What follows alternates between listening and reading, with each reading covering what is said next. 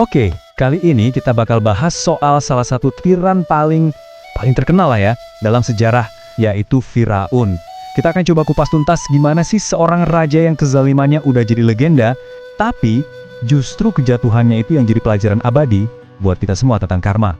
Nah, kutipan ini, wow, ini bener-bener ngasih kita gambaran langsung ke dalam isi kepala Firaun. Bayangin aja, kesombongannya itu udah seluas kerajaannya sendiri. Wadia, semua kemegahan Mesir, sungai-sungainya, itu bukan anugerah, bukan. Itu hak miliknya, mutlak. Bukti kalau dialah yang paling hebat. Oke, jadi cerita kita ini dimulai di Mesir kuno. Di bawah sebuah cengkraman tangan besi dari seorang raja. Ya, kita kenal dia sebagai Firaun.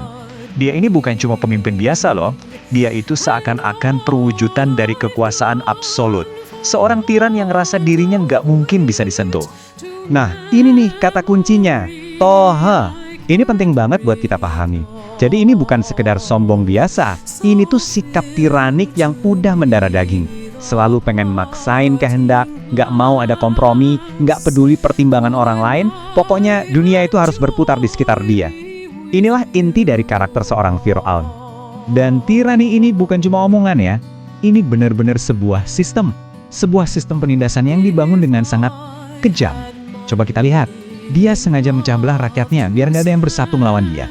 Terus kaum Bani Israel, wah, mereka jadi target utama, ditindas, diperbudak habis-habisan. Dan yang paling parah, puncaknya, dia ngaku sebagai Tuhan, minta semua orang nyembah dia. Kebayang kan? Tapi, yang namanya juga tiran kan, musuh terbesarnya itu seringkali ya ketakutannya sendiri, paranoianya sendiri. Dan ketakutan Firaun ini dipicu oleh satu hal, sebuah ramalan. Sebuah ramalan yang bikin dia benar-benar panik dan mengguncang semua fondasi kekuasaannya. Jadi ramalannya bilang gini, bakal lahir seorang anak laki-laki. Dan bukan dari kalangan bangsawan, tapi dari kaum Bani Israel. Kaum yang selama ini dia injek-injak, yang dia perbudak.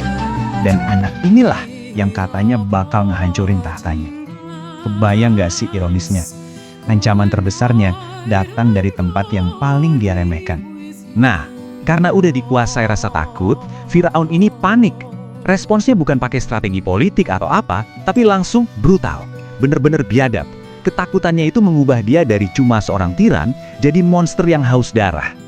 Dan dia bikin sebuah, bisa dibilang, mesin pembunuhan yang super sistematis dan mengerikan.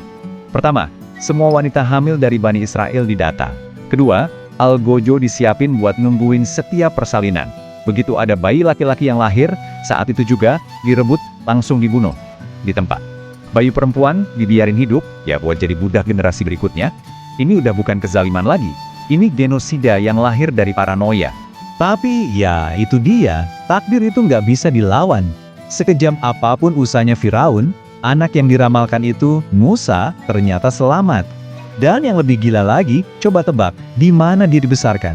Di dalam istana Firaun sendiri. Ironi banget kan? Dia tumbuh besar di sarang musuhnya, dan akhirnya jadi penantang utama sang tiran.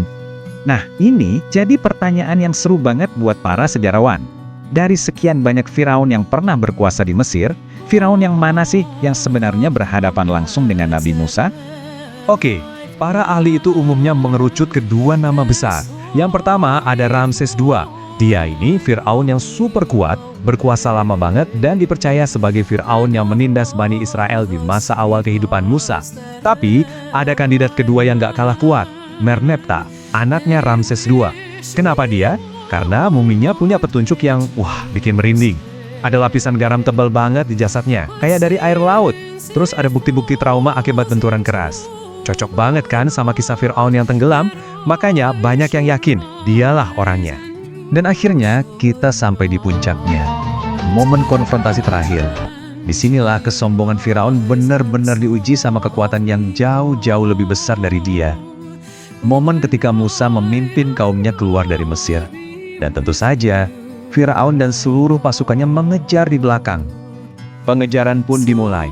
Firaun, dengan semua ego dan amarahnya, mengerahkan seluruh kekuatan militernya. Dia nggak bisa terima ada yang lolos dari cengkramannya. Ini bukan cuma soal ngejar budak yang kabur. Ini soal pembuktian bahwa dialah penguasa mutlak. Titik. Lalu, di saat paling genting itulah, Keajaiban terjadi. Laut Merah terbelah, sebuah jalan kering terbuka untuk Musa dan kaumnya. Mereka selamat. Tapi, bagi Firaun dan pasukannya, jalan yang sama itu berubah jadi perangkap maut.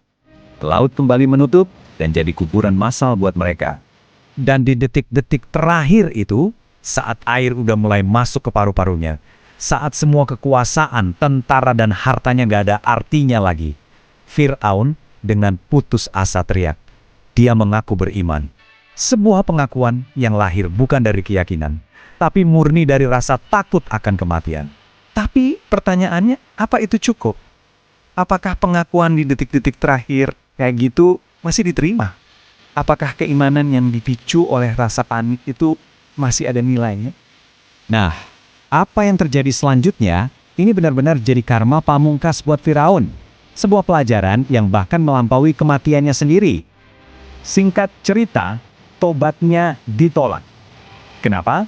Karena keimanan yang diucapin di ambang kematian, karena putus asa dan melihat azab di depan mata, itu udah nggak ada nilainya lagi. Itu bukan perubahan hati yang tulus. Ibaratnya, pintu tobat sudah tertutup rapat buat dia. Dan disinilah bagian yang paling luar biasa. Alih-alih jasadnya hancur hilang di laut, Tuhan justru menyelamatkan badannya. Bukan sebagai sebuah kehormatan, sama sekali bukan. Tapi tujuannya satu, agar jasadnya itu bisa jadi pelajaran buat semua orang yang datang setelah dia. Jasadnya nggak hilang, jasadnya diawetkan. Dan sampai hari ini, kita bahkan bisa melihatnya. Ini jadi bukti fisik yang nyata. Peringatan abadi yang melintasi ribuan tahun tentang akibat dari kesombongan dan kezaliman. Ini adalah karma yang bisa kita lihat dengan mata kepala kita sendiri. Ini akhirnya membawa kita ke satu pemikiran penting. Sosok Firaunnya mungkin udah lama mati ya, tapi Firaunisme, sifat tiranik, haus kuasa, arogan, dan ngerasa diri paling benar itu bisa ada di siapa aja, di zaman kapan aja, bahkan mungkin dalam skala kecil di sekitar kita. Jadi pertanyaannya, pelajaran apa sih yang bisa kita ambil dari kisah kuno ini untuk kita terapkan di kehidupan kita sekarang?